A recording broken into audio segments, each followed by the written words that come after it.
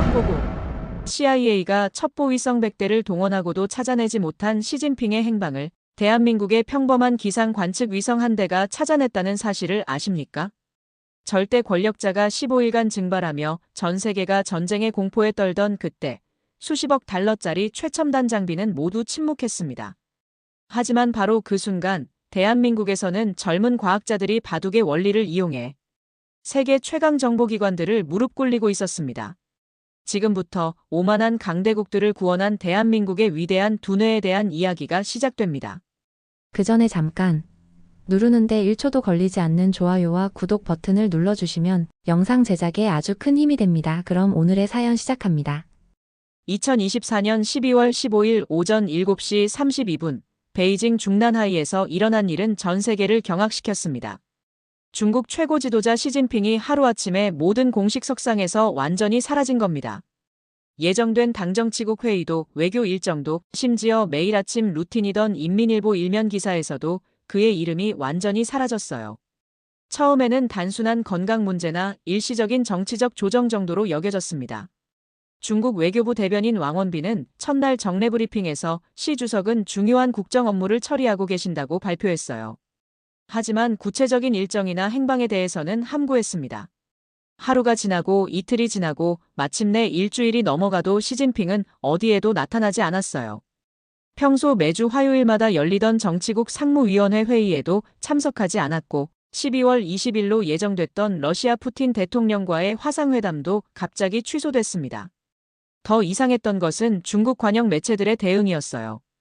평소 시진핑의 동정을 실시간으로 보도하던 신화통신, CCTV 등이 모두 침묵했습니다. 대신 과거 영상이나 사진들만 반복해서 내보냈어요. 인민일보는 아예 시진핑 관련 기사를 일면에서 완전히 제외시켰습니다. 중국 내부에서도 혼란이 시작됐어요. 베이징의 외교관들은 예정된 일정을 확인할 수 없다며 당황했고 상하이 증시는 연일 폭락했습니다. 홍콩 항생지수는 하루에 8% 이상 떨어지기도 했어요. 전 세계 금융시장이 요동치기 시작했어요. 다우존스는 첫 주에만 1200포인트 떨어졌고 나스닥은 5% 이상 하락했습니다. 원유 가격은 배럴당 85달러에서 순식간에 120달러를 돌파했어요. 금값은 온스당 2500달러까지 치솟았습니다. CNN, BBC, 뉴욕타임스 등 주요 언론들이 연일 특보를 내보냈어요. 중국 권력 공백 사태, 쿠데타 가능성, 시진핑 건강 이상설 등 온갖 추측 기사들이 쏟아져 나왔습니다. 일부 언론은 제3차 세계대전 전조라는 자극적인 제목까지 달았어요. 이때 워싱턴에서는 비상경보가 울렸습니다. 미 국방장관 로이드 오스틴이 긴급회의를 소집했고 국가안보보좌관 제이크 설리번이 백악관 상황실로 달려갔어요. CIA 국장 윌리엄 번스는 즉시 모든 정보자산을 중국에 집중하라고 지시했습니다. 미 국방부는 즉시 모든 첩보위성을 중국 상공에 집중 배치했어요. 해상도 10cm급 군사정찰 위성 KH-12 크리스털 시리즈 6기가 24시간 교대로 베이징 일대를 감시하기 시작했습니다. 각 위성의 운영 비용만 하루에 50만 달러씩 들어가는 천문학적 작업이었어요. 국가정찰청의 최신의 위성 NROL-61도 투입됐습니다. 이 위성은 지상의 신문 글자까지 읽을 수 있는 초정밀 해상도를 자랑했어요. 심지어 사람의 얼굴 표정까지 구분할 수 있을 정도였습니다. 영국의 MI6도 가세했어요. 그들의 자랑인 지오스 시리즈 위성 3기가 미국 위성들과 협력해서 중국 전역을 샅샅이 훑기 시작했습니다. 프랑스의 대외정보총국도 에리오스 정찰 위성을 투입했고 독일의 연방정보청도 SAR 루프 레이더 위성군을 동원했어요. 이렇게 서방 정보기관들의 총력전이 시작된 거죠. 하루에 수십억 달러 가치의 첨단 장비들이 중국 하나만 감시하는 전례 없는 상황이 벌어졌습니다. 냉전 시절 소련을 감시할 때보다도 더 집중적인 정보 수집 작전이었어요. 하지만 놀랍게도 아무것도 찾을 수 없었습니다.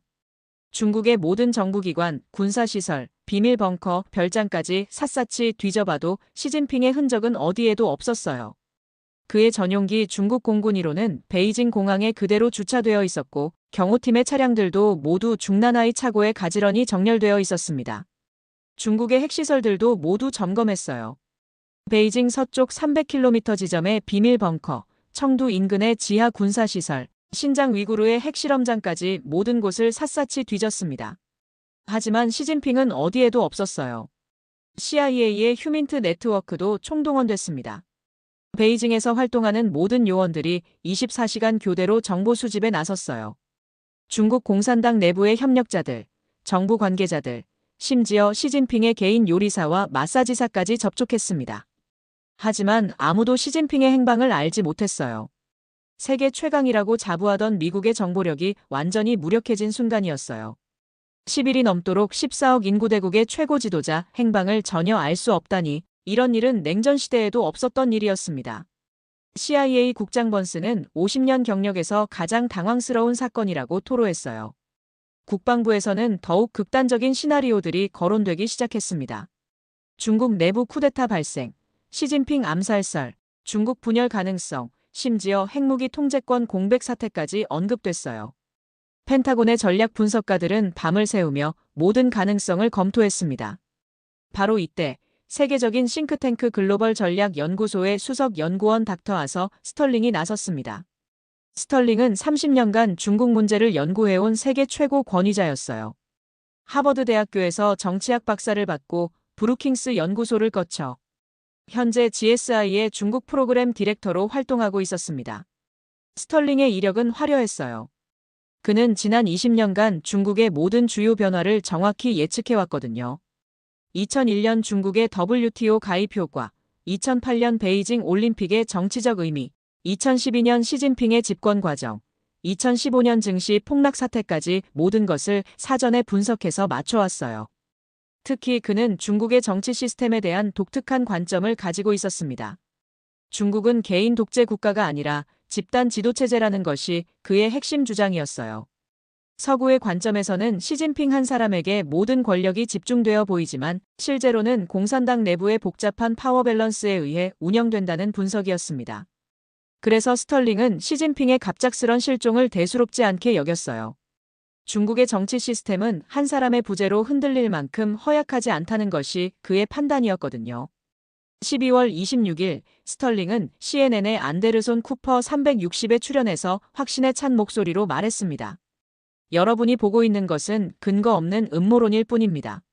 시 주석은 계획된 비공개 일정을 소화하고 있을 뿐이며 중국의 정치 시스템은 그 어느 때보다 안정적입니다. 이런 터무니없는 추측들이 오히려 세계 경제를 위협하고 있어요. 그의 말에는 무게가 있었습니다.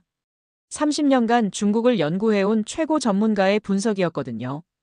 더욱이 스털링은 지난 2020년 코로나19 사태 때도 중국 정부의 대응 능력을 과소평가하지 말라고 주장했고, 실제로 중국이 다른 어떤 나라보다 빠르게 상황을 통제한 바 있었어요. 다음 날 BBC 하드톡에서도 비슷한 발언을 했습니다. 서구 언론들은 중국을 이해하지 못합니다. 중국의 지도부는 미국처럼 한 사람의 대통령에 의존하지 않아요. 정치국 상무위원 7명, 정치국 위원 25명으로 구성된 집단 지도체제입니다. 시 주석이 일시적으로 부재하더라도 국가 운영에는 전혀 문제가 없어요. 그의 논리는 설득력이 있었습니다. 실제로 중국은 여전히 정상적으로 돌아가고 있었거든요. 리커창 국무원 총리가 경제 관련 회의를 주재했고 왕이 외교부장이 외교 업무를 처리했어요. 군부에서도 특별한 움직임은 감지되지 않았습니다.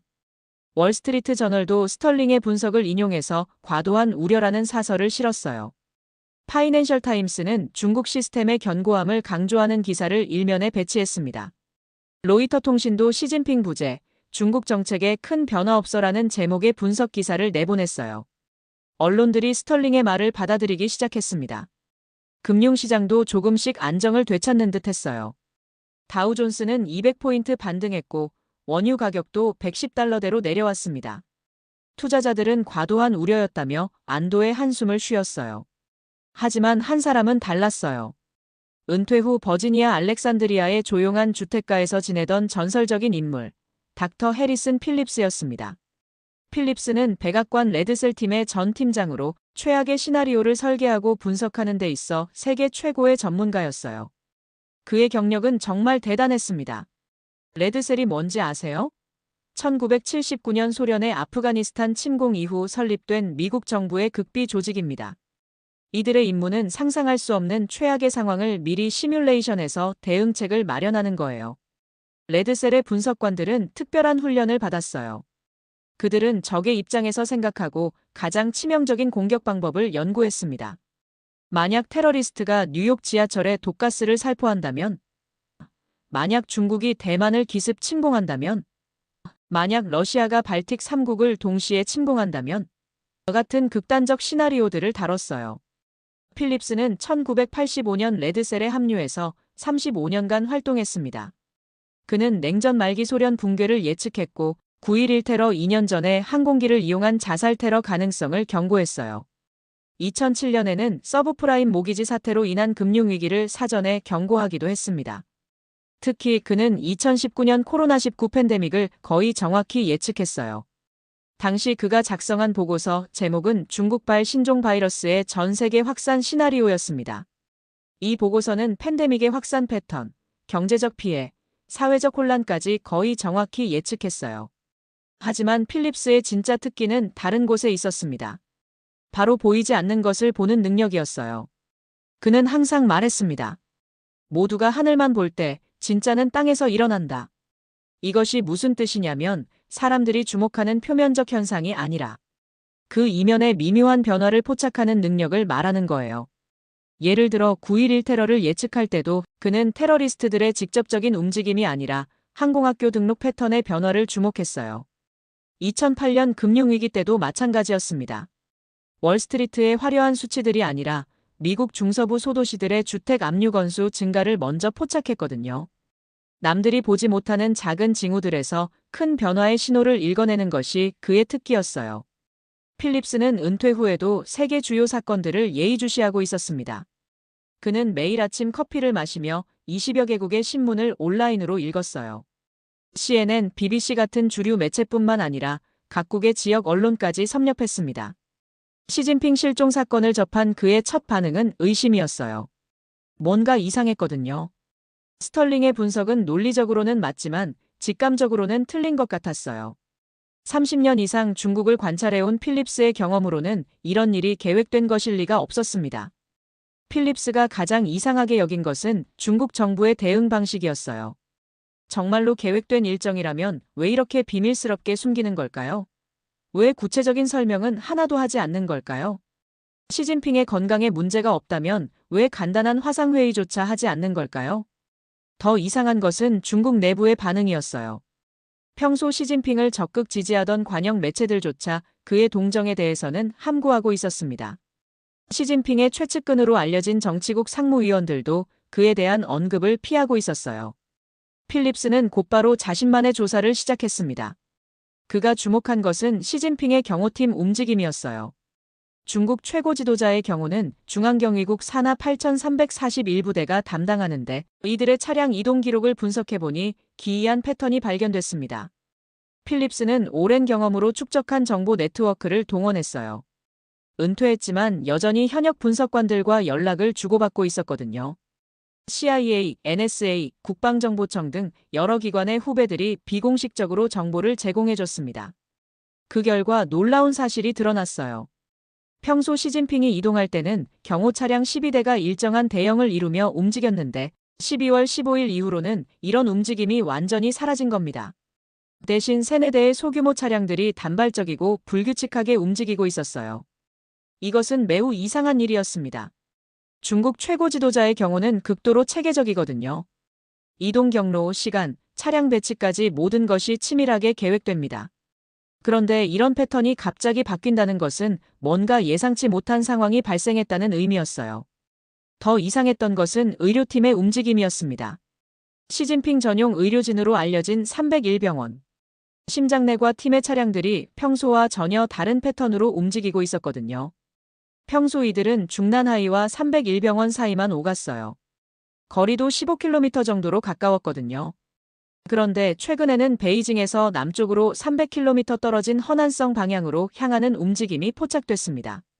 그것도 1회성이 아니라 2에서 3일에 한 번씩 정기적으로 말이에요.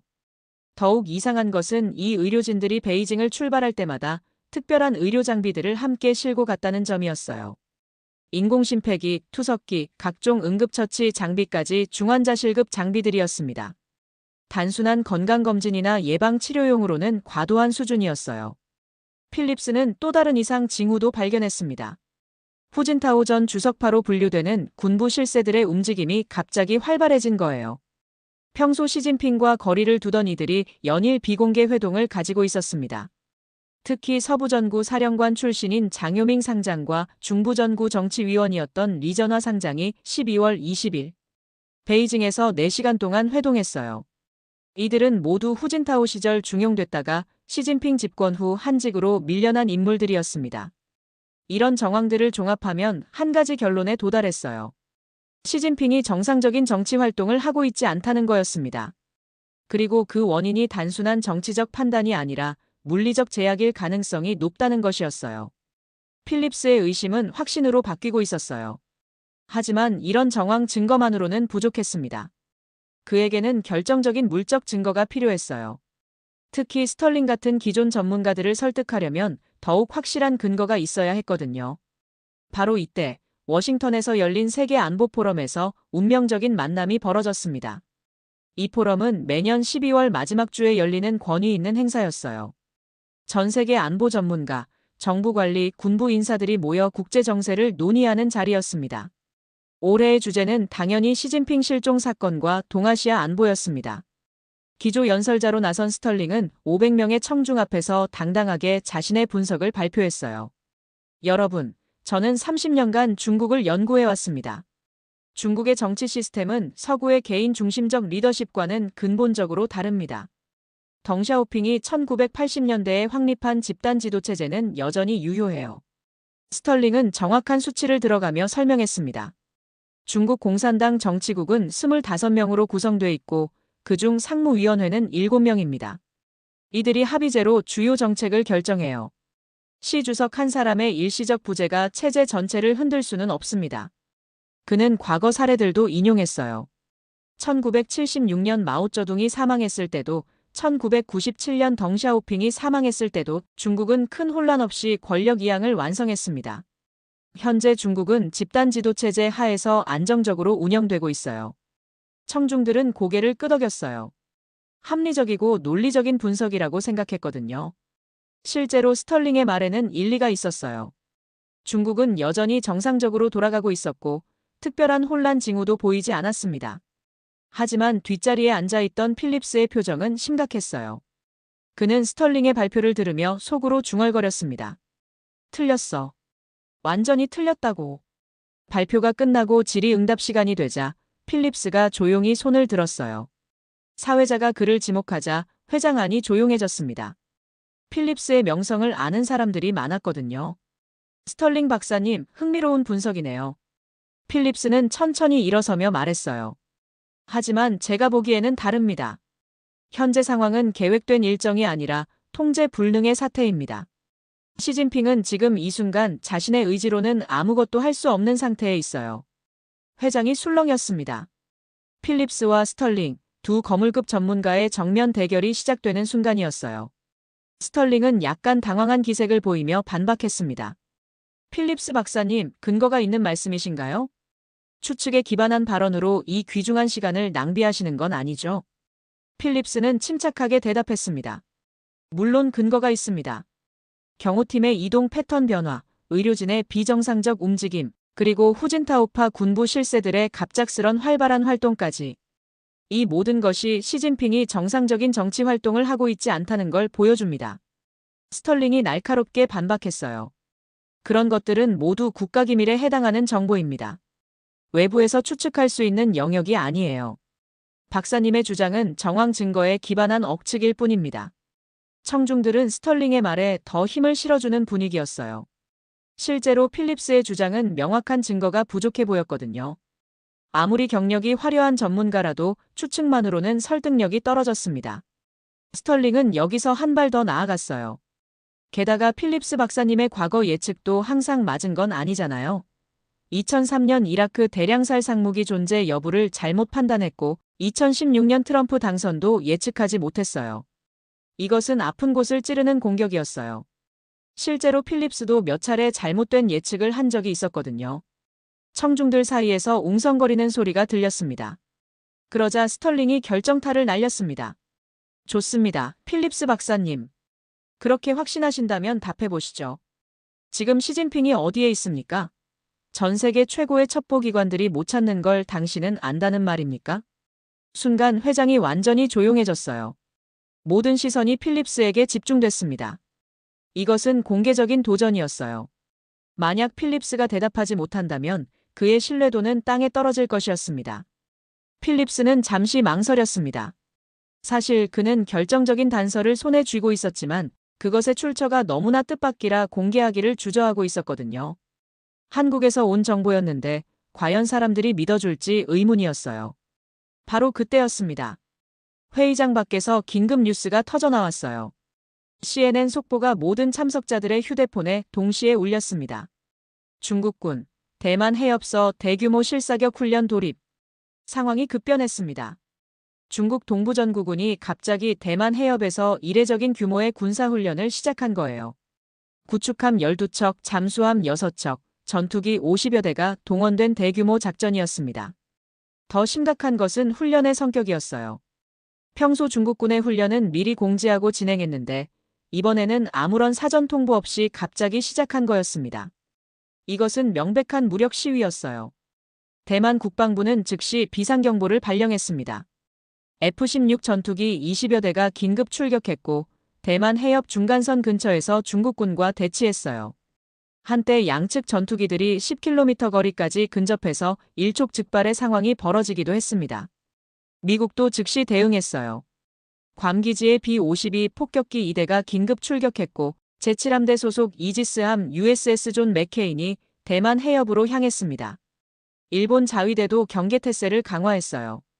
상황이 급변하자 포럼장의 분위기도 완전히 바뀌었어요. 이제 한 지도자의 실종을 넘어서 실제 군사적 충돌 가능성까지 제기되는 전 지구적 위기 상황이 된 거였습니다. 필립스는 이 순간을 놓치지 않았어요. 그는 결심했습니다. 더 이상 망설일 시간이 없었어요. 스털링 박사님, 당신들이 틀렸습니다. 그는 천천히 일어서며 단호하게 말했어요. CIA가 놓친 것을 대한민국이 찾아냈기 때문입니다. 회장이 다시 술렁였어요. 대한민국이라니 갑자기 웬 한국 얘기가 나오는 거죠? 대부분의 참석자들은 당황스러운 표정을 지었습니다. 필립스는 포럼의 대형 스크린을 가리키며 계속했습니다. 시진핑은 현재 외부와 완전히 차단된 채 자신의 의지로는 아무것도 할 수 없는 정치적 식물 상태에 빠져 있습니다. 그리고 그의 정확한 위치는 미국의 첨단 첩보 위성이 아닌 대한민국의 기상 관측 위성 아리랑 3호가 찾아냈습니다. 장내가 완전히 뒤집어졌어요. 500명의 안보 전문가들이 모두 웅성거리기 시작했습니다. 기자들은 미친 듯이 메모를 하고 사진기 플래시가 터져댔어요. 스털링은 믿을 수 없다는 표정으로 코웃음을 쳤습니다. 농담이시죠? 민간 위성으로 뭘 찾는단 말입니까? 한국이요? 한국 위성이 미국 CIA보다 뛰어나다는 말씀이신가요? 바로 이 순간이었습니다. 필립스가 준비해온 진짜 폭탄을 터뜨린 순간 말이에요.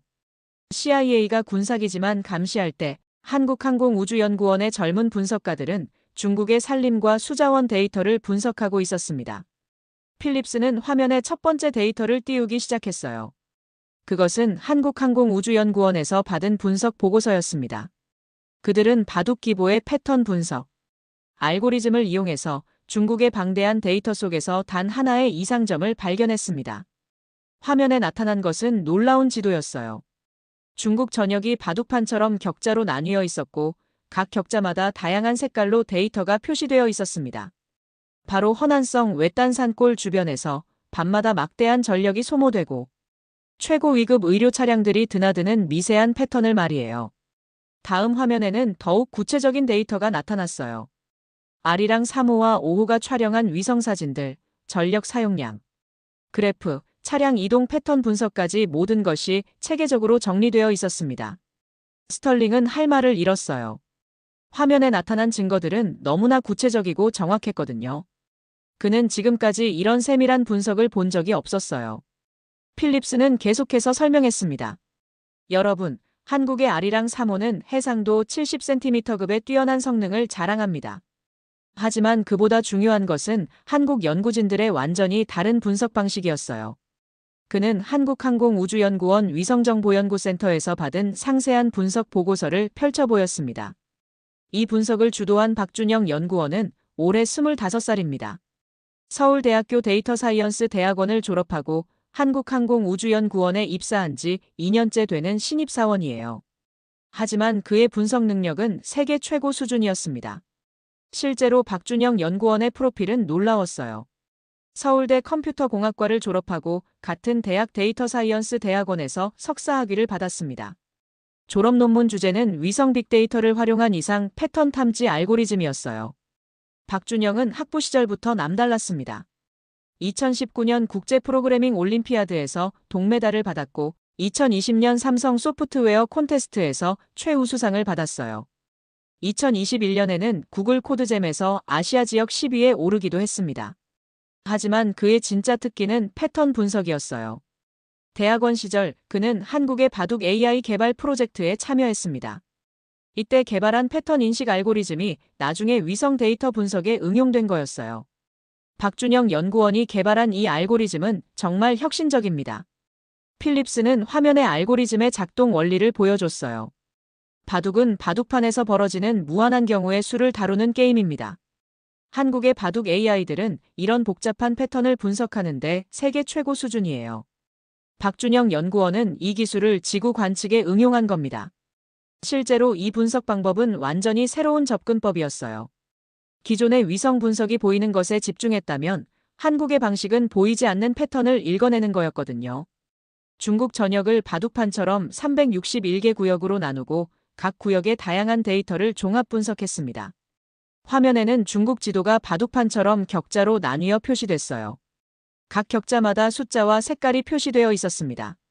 전력 사용량, 통신량, 교통량, 대기오염 수치, 심지어 토양 수분까지 모든 가능한 데이터를 종합했어요.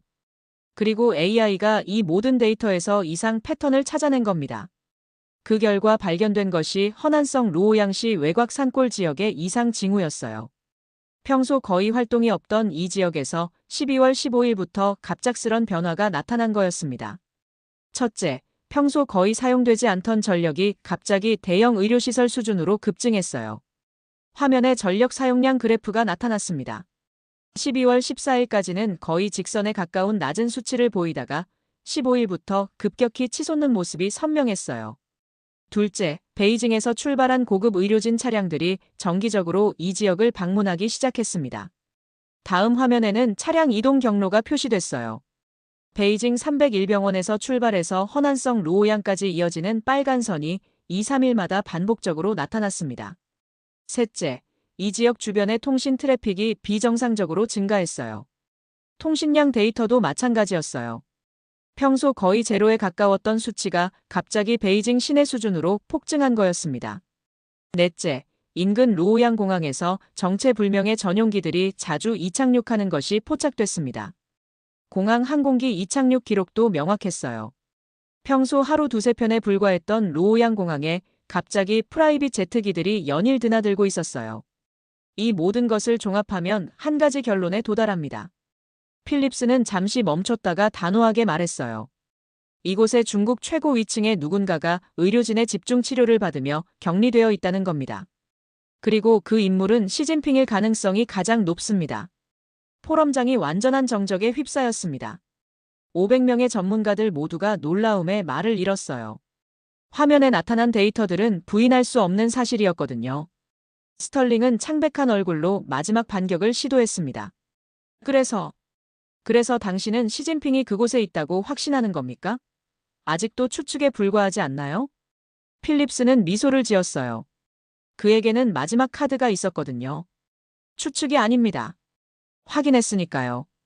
그는 화면에 최종 증거를 띄웠습니다. 그것은 아리랑 5호의 SAR 기능으로 촬영한 특별한 사진이었어요. 아리랑 5호는 날씨에 관계없이 지상을 관측할 수 있는 영상 레이더를 탑재하고 있습니다. 이 기술로 해당 시설 내부의 의료 장비들을 간접적으로 확인할 수 있었어요. 화면에 나타난 것은 정말 놀라운 광경이었습니다. 영상 레이더가 투과해서 촬영한 건물 내부에는 중환자실급 의료 장비들이 빼곡히 들어서 있었어요. MRI, CT, 인공심폐기, 투석기, 각종 생명유지 장치들까지 완벽한 중환자실이 구축되어 있습니다. 하지만 진짜 결정적 증거는 다음에 나왔어요. 그리고 이것이 가장 중요한 증거입니다. 필립스가 마지막으로 보여준 것은 적외선 열화상 이미지였어요. 건물의 특정 구역에서 지속적으로 체온과 비슷한 37도의 열이 감지되고 있었고 그 주변으로는 24시간 의료진이 교대로 근무하는 패턴이 확인됐습니다. 이 열화상은 아리랑 3A2호의 적외선 센서로 촬영한 겁니다. 해상도 55cm급으로 사람의 체온까지 정확히 감지할 수 있어요. 화면에는 시간대별 열화상 이미지가 연속으로 나타났어요. 새벽 2시, 오전 8시, 오후 3시, 밤 11시. 모든 시간대에 같은 위치에서 동일한 체온이 감지되고 있었습니다. 24시간 내내 같은 자리에서 움직이지 않는 체온이 감지됩니다. 이것은 의식불명 상태의 환자가 침대에 누워있을 때 나타나는 전형적인 패턴이에요. 더욱 놀라운 것은 의료진의 움직임이었어요. 열화상으로 포착된 의료진들은 정확히 2시간마다 교대하고 있었고 그들의 움직임은 중환자실 간병 패턴과 정확히 일치했습니다. 이 모든 증거를 종합하면 시진핑은 현재 이 시설에서 의식불명 상태로 치료를 받고 있을 가능성이 가장 높습니다. 그리고 이 사실을 중국 당국이 필사적으로 숨기고 있는 거예요. 필립스는 여기서 한 발 더 나아갔습니다. 전 세계가 망원경으로 숲을 볼 때 대한민국은 현미경으로 나뭇잎 하나하나를 보고 있었던 겁니다. 포럼장이 완전히 뒤집어졌어요. 기자들은 미친 듯이 사진을 찍고 참석자들은 웅성거리기 시작했습니다. 누군가는 박수를 치기 시작했고 그 박수는 점점 커져서 전체가 기립박수로 이어졌어요. 스털링은 완전히 할 말을 잃었어요. 자신의 30년 경력이 하루아침에 무너지는 순간이었거든요.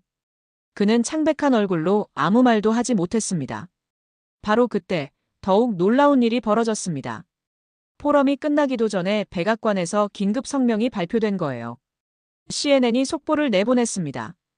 백악관 한국정보 바탕으로 중국 상황 정밀 분석 착수. 성명서의 내용은 더욱 충격적이었어요. 필립스 박사의 분석 결과에 따라 미 정부는 해당 지역에 대한 정밀 감시를 시작했습니다. 우리는 한국 정부와의 정보 공유를 통해 이 사안의 진실을 규명할 것입니다. 이것은 미국 정부가 필립스의 주장에 공식적으로 힘을 실어주는 순간이었어요.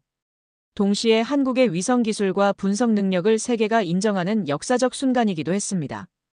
필립스는 포럼을 마무리하며 이렇게 말했어요. 강대국의 힘은 하드웨어에 있습니다. 더 큰 위성, 더 비싼 장비, 더 많은 예산을 믿죠. 하지만 한국의 힘은 소프트웨어에 있습니다. 그는 잠시 멈췄다가 힘주어 말했습니다. 더 깊이 생각하고 더 끈질기게 분석하고 보이지 않는 것에서 의미를 찾아내는 위대한 정신력. 바로 이것이 CIA가 한국을 이길 수 없었던 이유입니다. 청중들이 다시 한번 기립박수를 보냈어요. 한국에 대한 인식이 완전히 바뀌는 순간이었습니다. 스털링은 자리를 박차고 나갔어요. 그의 학문적 권위는 하루아침에 무너져 내렸습니다. 다음 날 그는 GSI에서 사임했고 이후 학계에서 자취를 감췄어요. 반면 필립스는 일약 세계적인 영웅이 됐어요. 하지만 그는 자신이 영웅이 아니라는 것을 잘 알고 있었습니다. 진짜 영웅은 따로 있었거든요. 바로 대전 한국항공우주연구원에서 밤을 새우며 데이터를 분석한 젊은 연구원들이었습니다. 특히 박준영 연구원과 그의 팀원들 말이에요. 포럼이 끝난 후 다음 날 필립스는 한국의 박준영 연구원과 화상통화를 했어요. 미국 동부시간 오후 3시, 한국시간 새벽 5시였는데도 박준영은 여전히 연구실에 있었습니다. 박 연구원님, 정말 감사합니다. 당신들이 없었다면 이런 일은 불가능했을 거예요. 화면 너머의 25살 청년은 수줍게 웃으며 말했습니다. 대단한 일이 아닙니다. 저희는 늘 하던 일을 했을 뿐인걸요. 다만 조금 더 꼼꼼하게, 조금 더 끈질기게 했을 뿐이에요. 하지만 박준영의 겸손한 말과는 달리 그들이 해낸 일은 정말 대단한 것이었어요. 한국팀의 분석 과정을 자세히 들여다보면 그 치밀함에 놀라게 됩니다. 박준영 연구원이 이 프로젝트를 시작한 것은 12월 17일이었어요. 시진핑 실종 소식을 들은 지 이틀 후였습니다. 그는 평소 중국 관련 위성 데이터를 담당하고 있었거든요. 처음에는 단순한 호기심이었어요. 정말로 시진핑이 사라진 걸까? 위성으로 확인할 수 있을까? 하는 궁금증이었습니다. 하지만 데이터를 들여다볼수록 흥미로운 패턴들이 발견되기 시작했어요. 박준영은 먼저 동료들과 팀을 구성했습니다. 김소현 선임연구원, 이재혁 연구원, 정민지 연구원, 총 4명으로 구성된 작은 팀이었어요. 이들의 첫 번째 아이디어는 역추적이었습니다. 시진핑이 어디에 있는지 직접 찾는 것이 아니라 시진핑이 없어서 생기는 변화를 찾자는 거였어요. 물이 흐르지 않으면 주변이 마르잖아요. 마찬가지로 권력이 작동하지 않으면 그 주변에 반드시 이상 징후가 나타날 거라고 생각했어요. 박준영의 말처럼 이것은 완전히 새로운 접근법이었습니다. 기존의 첩보 활동이 타겟을 직접 추적하는 방식이었다면 한국팀은 타겟 부재로 인한 간접 변화를 분석한 거였어요. 이들은 먼저 중국 전역의 위성 데이터를 체계적으로 분석하기 시작했습니다. 아리랑 3호, 3회 2호, 5호에서 촬영한 수만 장의 위성사진과 각종 센서 데이터를 AI로 처리했어요. 김소현 선임연구원이 개발한 이상 패턴 탐지 알고리즘이 핵심이었습니다. 이 알고리즘은 평상시 데이터와 현재 데이터를 비교해서 통계적으로 유의미한 변화를 찾아내는 거였어요. 3년간 축적된 중국 전역의 데이터를 베이스라인으로 설정하고 12월 15일 이후의 데이터와 비교했습니다. 그 결과 361개 격자 중에서 단 3개 지역에서만 유의미한 변화가 감지됐어요. 이재혁 연구원은 위성 영상 처리를 담당했습니다. 그는 서로 다른 위성에서 촬영한 이미지들을 정교하게 보정하고 합성해서 고화질 분석 이미지를 만들어냈어요. 아리랑 3호의 광학 카메라, 3회 2호의 적외선 센서, 5호의 영상 레이더 데이터를 모두 합성했습니다. 각각의 장단점을 보완해서 종합적인 분석이 가능하도록 한 거죠.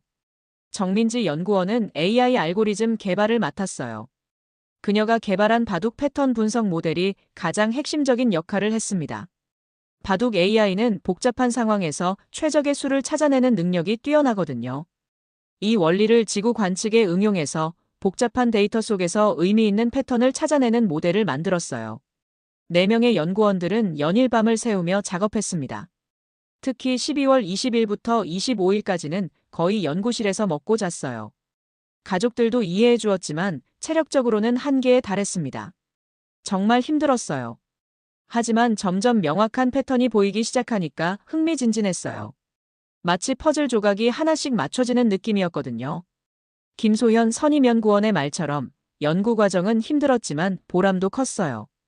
특히 허난성 지역의 이상 징후를 발견했을 때는 모든 팀원들이 흥분했습니다. 처음에는 우연의 일치일 수도 있다고 생각했어요. 하지만 데이터를 더 자세히 분석할수록 확신이 됐습니다. 이것은 분명히 뭔가 특별한 일이 일어나고 있다는 신호였어요. 이재혁 연구원은 영상 레이더 데이터 분석에서 결정적 단서를 발견했습니다. 건물 내부의 의료 장비들이 레이더에 포착된 거였어요. 영상 레이더는 마이크로파를 사용해서 건물 내부까지 투시할 수 있어요. 물론 완전히 선명하지는 않지만 큰 금속 덩어리들은 확실히 구분할 수 있거든요. MRI나 CT 같은 대형 의료 장비들이 명확하게 보였어요. 정민지 연구원의 AI 분석도 놀라웠습니다. 그녀의 알고리즘은 차량 이동 패턴에서 의료진의 교대 시간까지 정확히 예측했어요. AI가 학습한 중환자실 운영 패턴과 거의 일치했어요. 2시간마다 간병사 교대, 4시간마다 의사 순회, 12시간마다 주치의 교체. 모든 것이 정확히 맞아떨어졌습니다. 하지만 가장 결정적인 것은 박준영의 통합 분석이었어요. 그는 모든 데이터를 종합해서 시진핑 존재 확률을 계산했습니다. 확률적 추론 방법을 사용했어요.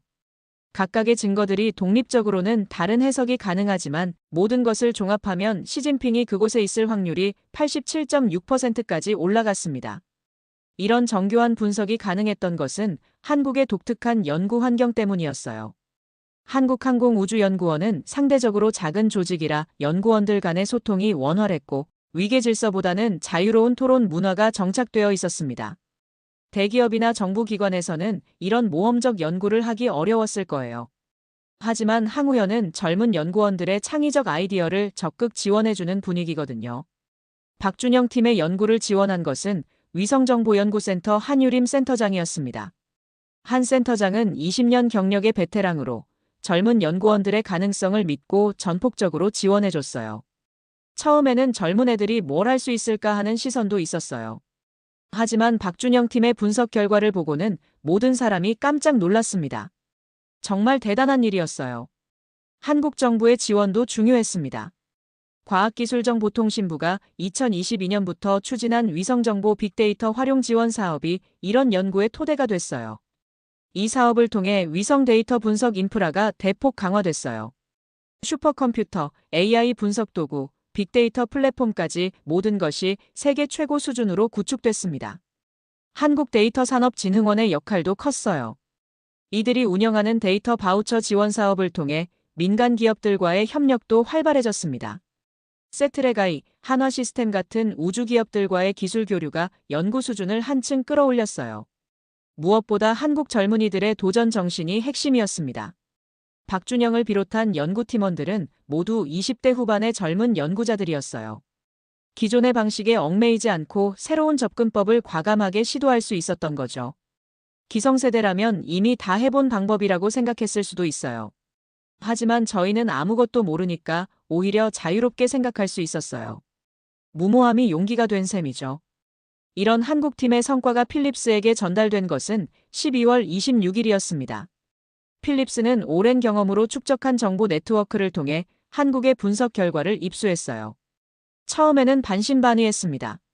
아무리 한국의 기술이 발전했다고 해도 미국 CIA가 못 찾은 것을 찾아냈다는 게 믿어지지 않았거든요. 하지만 데이터를 자세히 검토할수록 감탄사가 나왔습니다. 정말 놀라웠어요. 이런 정교한 분석은 CIA에서도 하지 못했을 거예요. 한국 연구진들의 창의성과 끈기에 감동받았습니다. 그래서 필립스는 포럼에서 한국의 성과를 전 세계에 알린 거였어요. 그는 한국이 정당한 인정을 받아야 한다고 생각했거든요. 이 사건 이후 세계는 완전히 달라졌습니다.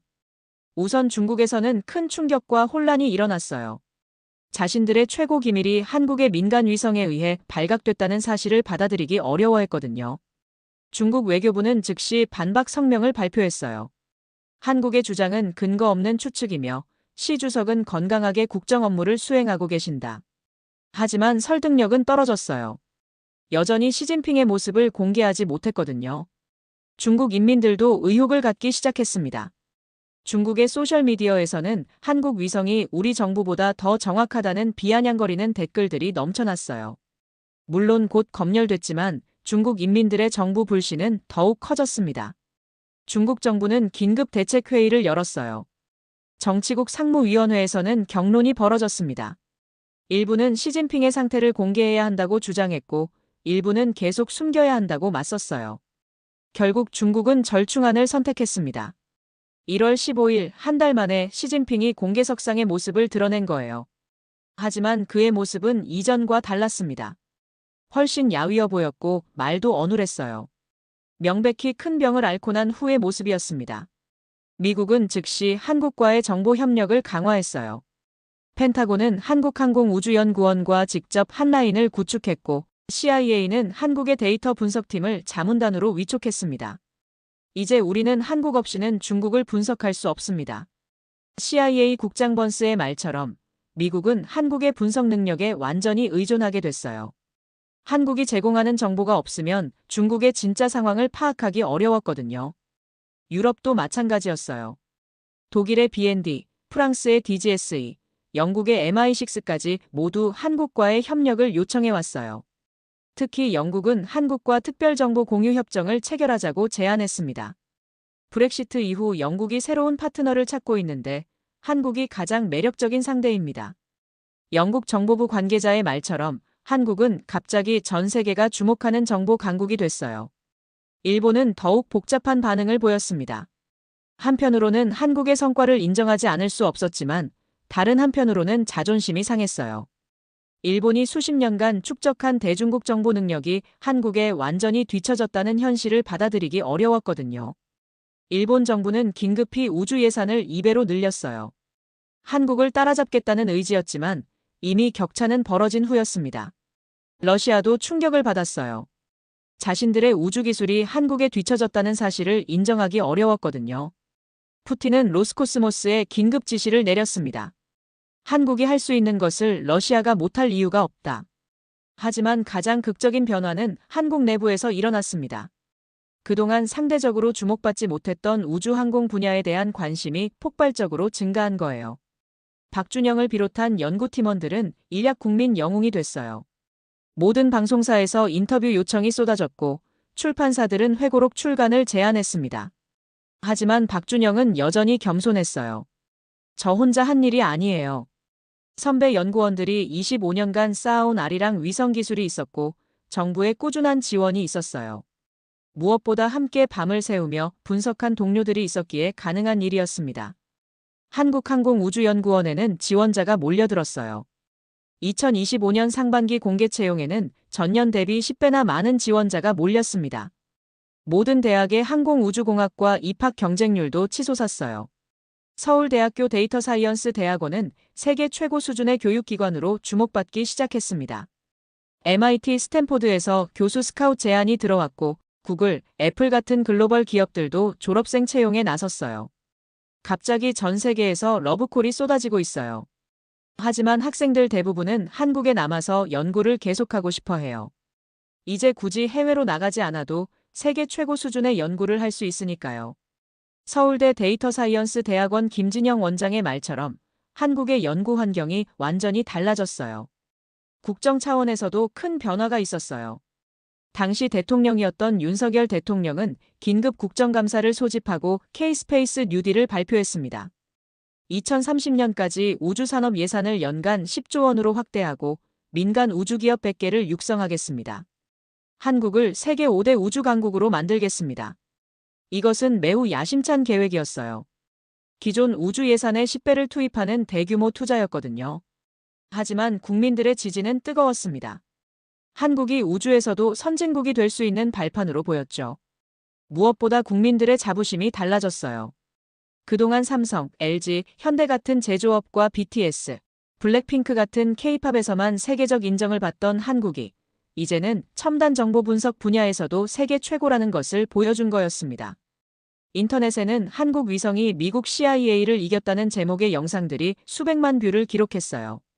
외국인들의 댓글도 놀라웠습니다. 한국은 정말 대단한 나라다.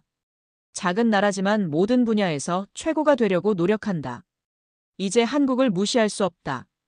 기술력이 미국과 중국 사이에서도 독보적이다. 특히 주목받은 것은 한국의 다른 접근법이었어요. 기존의 첩보 활동이 감시와 추적에 집중했다면 한국은 패턴 분석과 데이터 마이닝이라는 새로운 길을 제시한 거였습니다. 하버드 대학교에서는 한국식 정보 분석을 주제로 한 특별 강좌가 개설됐어요. MIT에서도 코리안 인텔리전스 메소드라는 연구 과정을 신설했습니다.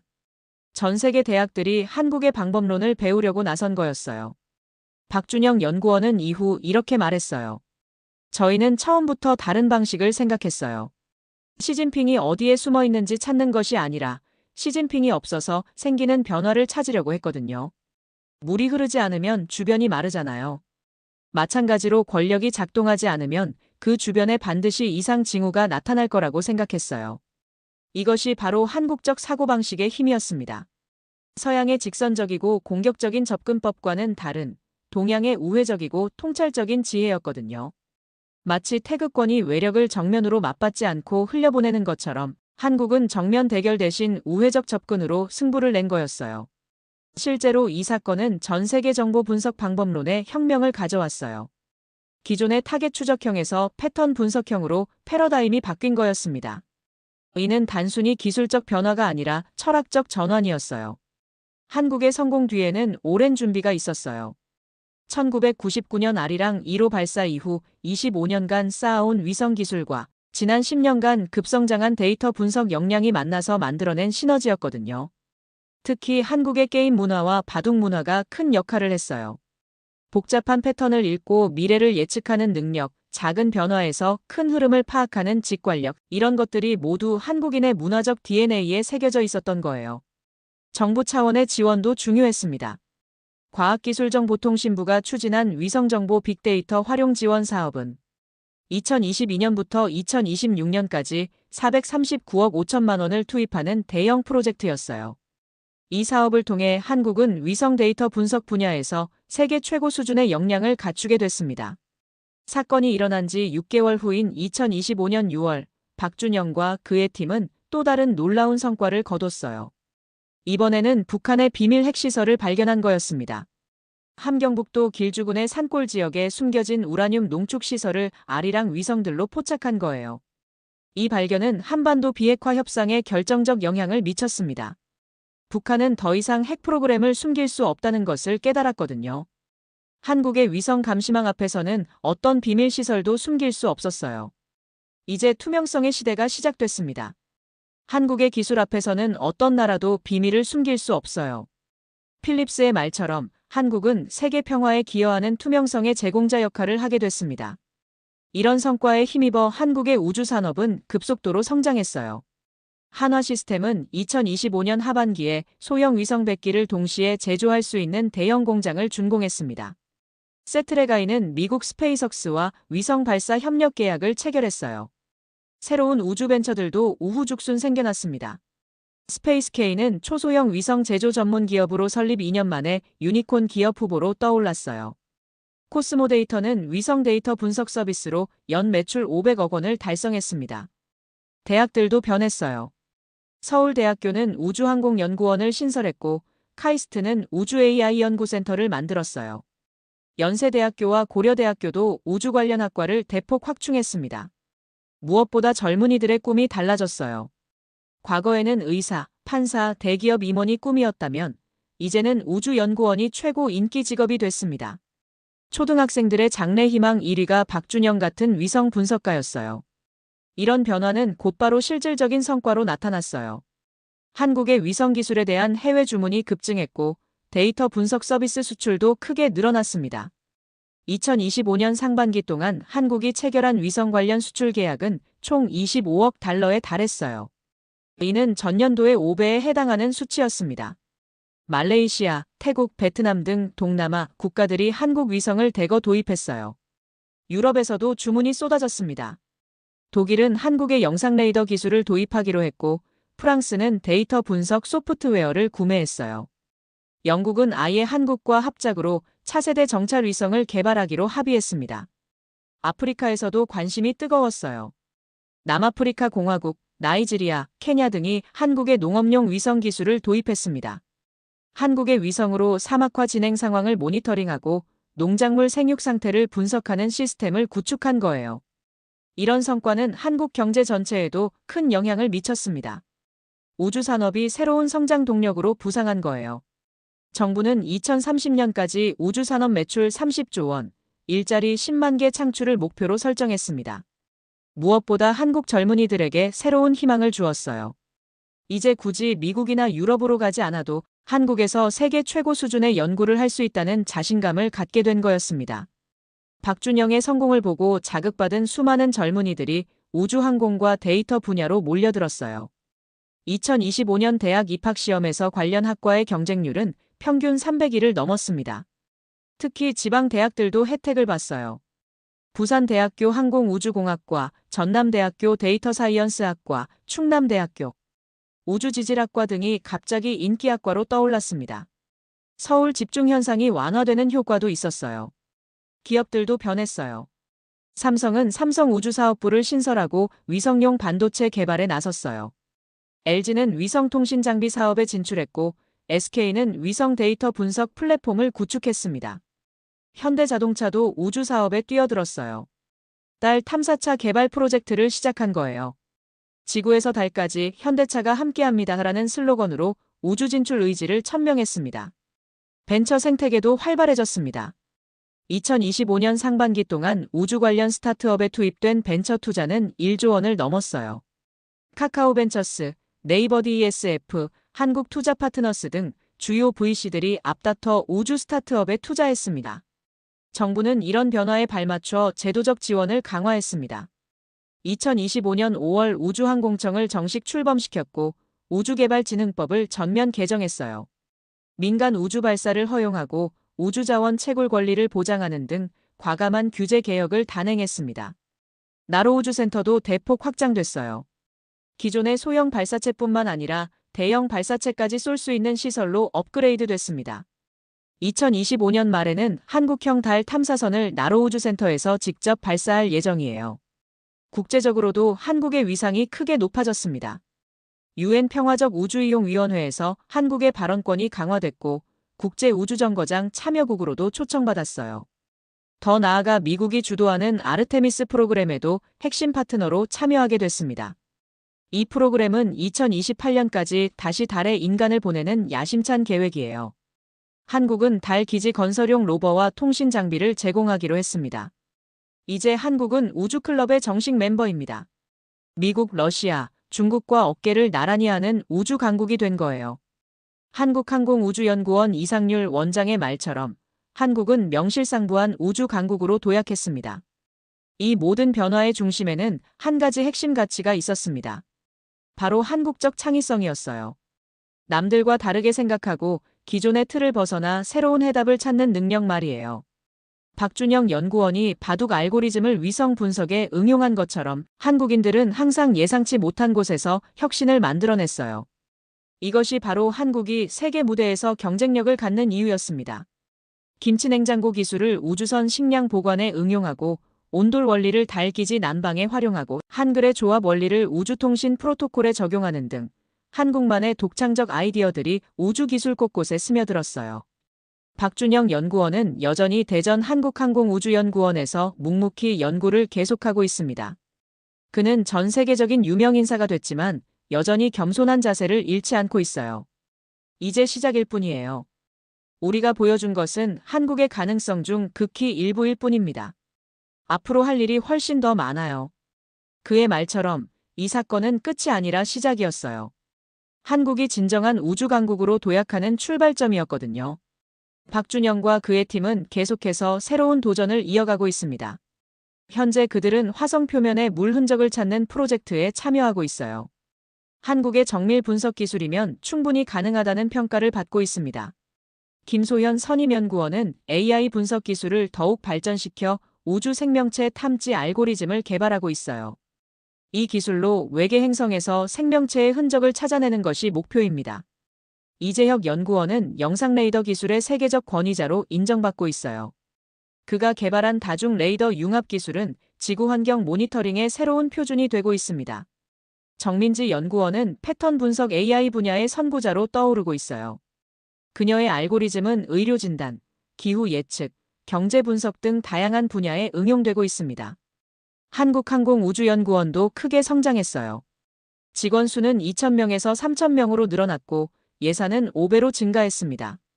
대전 본원 외에 서울, 부산, 대구에도 분원을 설립했어요. 위성정보연구센터는 독립법인이 될 준비를 하고 있습니다. 한국우주정보연구원이라는 이름으로 새 출발할 예정이에요. 전 세계에서 가장 앞서는 위성 데이터 분석 기관으로 인정받고 있습니다. 대학들의 변화도 놀라웠어요. 서울대학교 데이터 사이언스 대학원은 2025년 QS 세계대학 랭킹에서 3위까지 올라섰습니다. MIT와 스탠포드에 육박하는 수준까지 올라온 거예요. 카이스트 항공우주공학과도 세계 5위로 올라섰어요. 연세대, 고려대, 포스텍, 서강대 등도 모두 세계 톱 30 안에 진입했습니다. 한국이 우주교육의 메카가 되고 있어요.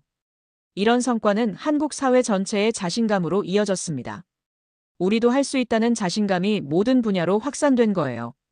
바이오 분야에서는 새로운 항암제 개발에 성공했고 에너지 분야에서는 핵융합 기술을 획기적으로 발전시켰어요. 인공지능 분야에서도 한국형 AGI 개발에 박차를 가하고 있습니다. 무엇보다 젊은이들의 마인드가 달라졌어요. 과거에는 안정적인 직장을 선호했다면 이제는 도전적인 일을 추구하게 됐습니다. 공무원이나 대기업보다 스타트업이나 연구소를 선호하는 젊은이들이 늘어났어요. 이제 한국 젊은이들은 세계 어디에 내놔도 부끄럽지 않습니다. 창의성과 도전 정신에서는 오히려 앞서고 있어요.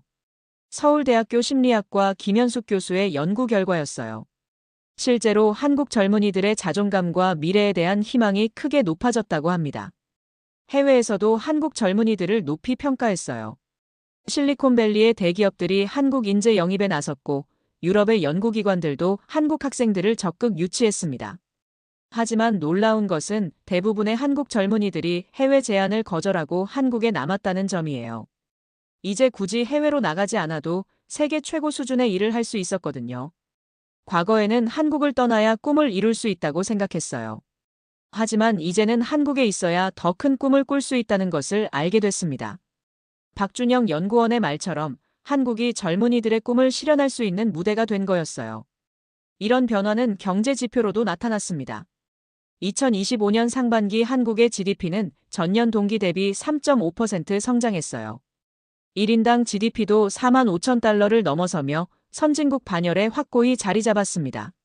무엇보다 기술 무역 수지가 흑자로 돌아선 것이 큰 의미였어요. 지금까지 한국은 원천 기술을 수입해서 제품을 만드는 구조였는데 이제는 한국이 개발한 기술을 다른 나라에 수출하는 단계에 이른 거였습니다. 외국인 직접 투자도 급증했어요. 2025년 상반기 동안 150억 달러의 외국 자본이 한국에 들어왔습니다. 대부분이 첨단 기술 분야였어요. 구글, 아마존, 테슬라 등이 한국에 연구개발센터를 설립했습니다. 관광산업도 덕을 봤어요. 한국의 첨단 기술을 보러 오는 기술 관광객들이 급증한 거예요. 대전 한국항공우주연구원은 연간 50만 명이 찾는 관광 명소가 됐습니다. 문화적 파급 효과도 컸어요. K-팝, K-드라마에 이어 K-테크가 새로운 한류 콘텐츠로 떠오른 거였습니다. 한국의 과학기술자들이 주인공인 드라마와 영화들이 전 세계적으로 인기를 끌었어요. 특히 박준영의 실화를 바탕으로 한 영화 하늘을 보는 눈은 전 세계적으로 5억 달러의 박스오피스를 기록했습니다. 한국 영화의 새로운 지평을 열었어요. 이 모든 변화를 지켜본 필립스는 감회가 남달랐어요. 그는 집필 중인 자서전 하늘에서 찾은 진실을 출간하며 이렇게 썼습니다. 30년간 세계 최고의 첩보 전문가들과 일해왔지만 한국에서 가장 큰 가르침을 얻었다. 진정한 정보의 힘은 거대한 예산이나 첨단 장비에 있지 않다. 그것은 포기하지 않는 집념과 기존의 틀을 벗어나는 창의성에 있다. 필립스는 한국을 방문해서 박준영과 직접 만났어요. 대전 한국항공우주연구원에서 열린 만남은 매우 인상적이었습니다. 박 연구원님, 당신들이 보여준 것은 단순한 기술적 성과가 아니었어요. 그것은 인류가 나아갈 방향을 제시한 일대 사건이었습니다. 박준영은 여전히 겸손했어요. 박사님이 저희를 믿고 지지해주지 않았다면 불가능한 일이었어요. 그리고 무엇보다 함께 고생한 동료들과 묵묵히 지원해준 모든 분들 덕분입니다. 두 사람의 만남은 동서양의 지혜가 만나는 상징적 장면이었어요. 서양의 논리적 사고와 동양의 직관적 통찰이 합쳐질 때 얼마나 큰 시너지를 낼 수 있는지 보여준 거였습니다. 오늘날 우리가 살고 있는 이 순간도 마찬가지입니다. 어딘가에서 새로운 박준영이 밤을 새우며 미래를 준비하고 있을 거예요. 어딘가에서 새로운 아이디어가 태어나고 새로운 기술이 개발되고 새로운 꿈이 현실이 되고 있을 겁니다. 한국항공우주연구원의 신입사원들은 이제 다른 꿈을 꿉니다. 단순히 좋은 성과를 내는 것이 아니라 인류의 미래를 바꾸는 일을 하고 싶어 해요. 그들의 눈빛에는 자신감과 사명감이 넘쳐 흐릅니다. 우리가 만든 기술로 화성에 인류가 정착할 수 있어요. 우리가 개발한 알고리즘으로 외계 생명체를 찾을 수 있어요. 꿈 같은 일들이 현실이 되고 있습니다. 올해 신입사원으로 입사한 이현우 연구원의 말처럼 한국의 젊은 과학자들은 이제 우주를 꿈의 무대로 여기고 있어요. 대학가의 분위기도 완전히 달라졌습니다. 과거에는 취업을 위한 스펙 쌓기에 급급했다면 이제는 진짜 실력을 기르는 데 집중하고 있어요. 학점보다는 프로젝트, 토익 점수보다는 논문 실적이 더 중요해졌습니다. 서울대학교 컴퓨터공학과 3학년 김태현 학생은 이렇게 말해요. 박준영 선배님처럼 세상을 바꾸는 연구를 하고 싶어요. 졸업 후 바로 대학원에 진학해서 우주 AI 연구를 할 계획입니다. 돈보다는 의미 있는 일을 하고 싶거든요. 이런 젊은이들의 변화는 한국 사회 전체의 미래를 밝게 만들고 있어요. 단기적 성과보다는 장기적 가치를, 개인적 이익보다는 사회적 기여를 추구하는 세대가 자라나고 있는 거예요. 부모들의 인식도 바뀌었습니다. 과거에는 자녀가 안정적인 직장에 취업하기를 바랐다면 이제는 의미 있는 일을 하기를 원해요. 우리 아이가 박준영처럼 세상에 도움이 되는 일을 했으면 좋겠어요. 돈을 많이 벌기보다는 보람을 느끼며 살았으면 합니다. 대전에 사는 주부 이미경 씨의 말처럼 한국 사회의 가치관 자체가 변화하고 있어요. 교육계도 혁신을 거듭하고 있습니다. 암기 위주의 주입식 교육에서 창의성과 문제 해결력을 기르는 교육으로 바뀌고 있어요. 초등학교부터 코딩과 데이터 분석을 가르치고 중고등학교에서는 실제 연구 프로젝트를 수행합니다. 특히 우주과학영재학교가 전국 17개 시도에 설립돼서 미래의 우주 인재를 키우고 있어요. 이 학교들은 나사, ESA 등과 직접 교류하며 세계 최고 수준의 교육을 제공합니다. 이것이 바로 대한민국의 힘입니다. 멈추지 않는 도전 정신, 포기하지 않는 끈기, 그리고 언제나 한 발 앞서 생각하는 창의력 말이에요. 작은 나라가 만들어낸 큰 기적. 평범한 청년이 이뤄낸 비범한 성취. 이것은 단순한 성공담이 아닙니다. 이것은 대한민국이 세계에 보여준 새로운 가능성의 증명이에요. 그리고 이 가능성은 아직 시작에 불과합니다. 앞으로 한국이 만들어갈 더 큰 기적들을 기대해보세요. 우리의 젊은이들이 보여줄 더 놀라운 성과들을 믿어보세요. 왜냐하면 대한민국은 언제나 불가능을 가능으로 만들어온 나라니까요. 폐허에서 선진국으로, 분단에서 통일의 희망으로, 모방에서 창조로 한국은 계속해서 세상의 상식을 뛰어넘어 왔습니다. 그리고 이제는 우주에서도 그 신화를 써내려가고 있어요. 지구를 넘어 우주로, 현재를 넘어 미래로 한국의 도전은 계속됩니다. 이것이 바로 우리가 자랑스러워해야 할 대한민국의 모습입니다. 크기로는 작지만 꿈은 우주만큼 큰 나라, 자원은 부족하지만 지혜는 무한한 나라, 그리고 언제나 새로운 길을 개척해 나가는 용감한 나라 말이에요. 오늘 이 이야기를 들으신 여러분들도 마찬가지입니다. 여러분 각자의 자리에서 여러분만의 방식으로 대한민국의 새로운 기적을 만들어가고 계시거든요. 그러니 자신감을 가지세요. 우리는 해낼 수 있습니다. 우리는 이미 해내고 있으니까요. 박준영과 그의 동료들이 보여준 것처럼 한국인이라면 누구나 세상을 바꿀 수 있는 잠재력을 가지고 있어요. 중요한 것은 꿈을 포기하지 않는 것입니다. 작은 시작이라도 끝까지 밀고 나가는 것입니다. 그리고 혼자가 아니라 함께 힘을 모으는 것입니다. 박준영이 혼자서는 아무것도 할 수 없었어요. 김소현, 이재혁, 정민지 같은 동료들이 있었고, 한유림 센터장 같은 선배들이 있었고, 한국항공우주연구원이라는 조직이 있었고, 정부의 지원이 있었고, 국민들의 신뢰가 있었기에 가능한 일이었습니다. 우리도 마찬가지예요. 각자의 자리에서 최선을 다하고 서로 도우며 협력한다면 또 다른 기적을 만들어낼 수 있어요. 우주보다 더 큰 꿈도 이룰 수 있습니다. 여러분 오늘 이야기 어떠셨나요? 전 세계가 놓친 것을 한국의 젊은 과학자들이 찾아낸 이 놀라운 이야기가 여러분께도 감동과 자부심을 드렸기를 바랍니다. 무엇보다 이 이야기가 여러분에게 용기를 주었기를 바라요. 나이가 몇 살이든 어떤 일을 하든 어디에 살든 상관없어요. 여러분도 세상을 바꿀 수 있어요. 여러분도 기적을 만들 수 있습니다.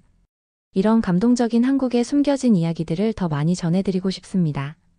좋아요와 구독 그리고 주변 분들과의 공유를 통해 더 많은 사람들이 우리나라의 자랑스러운 모습을 알 수 있도록 도와주세요. 댓글로는 여러분이 생각하는 대한민국의 숨겨진 저력이나 앞으로 기대되는 분야에 대한 의견을 남겨주시면 감사하겠습니다. 또한 여러분만의 도전 이야기나 꿈에 대해서도 들려주세요. 여러분의 관심과 성원이 더 좋은 콘텐츠를 만드는 원동력이 됩니다. 다음에도 더욱 흥미진진하고 가슴 뜨거운 이야기로 찾아뵙겠습니다. 한국의 미래는 밝습니다. 왜냐하면 여러분이 있으니까요. 감사합니다.